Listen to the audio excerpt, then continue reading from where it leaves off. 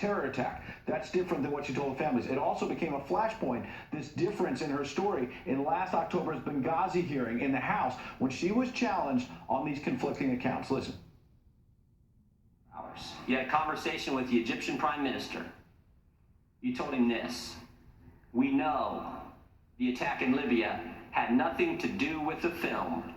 It was a planned attack, not a protest. Well, Congressman, there was a lot of conflicting information that we were trying to make sense of. And despite Charles Woods saying he wrote down verbatim what Clinton said on 2 occasions recently, she has now suggested the families are not remembering this correctly. The fact that 3 different families have come forward with the very same story does not exactly support Mrs. Clinton's claim that all 3 are getting their facts wrong.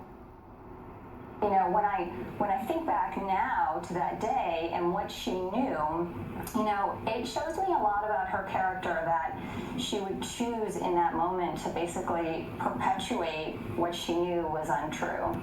Okay, first of all, we have some honorable people here. The members of the 3 other families, they are honorable people. And I don't want to be political. To politicize the death of my son would be dishonoring to Ty. All I can do, and I did bring my notebook that I carry every year, I've carried these for years, and I'll just read what I said, and then I will let people, whether you're Democrat or Republican or Independent, draw your own conclusions. You wrote this down right after. This is what I will write down, or I wrote down.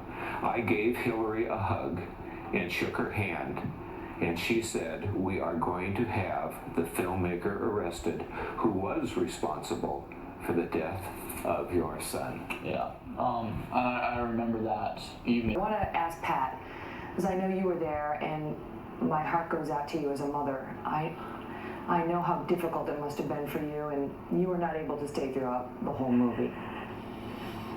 I left as soon as Sean came on screen, or the person that portrayed him. I couldn't handle it. You know, Hillary's a liar. I know what she told me.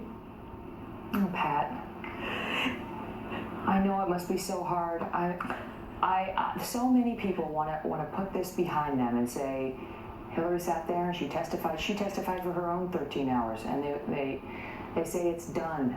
They say there's no story about Benghazi, and that she did everything she could do through the fog of war, and she came right out and said she is not lying, suggesting you are the one who's lying about what happened at that Air Force base.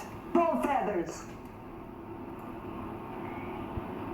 That's just plain old bull.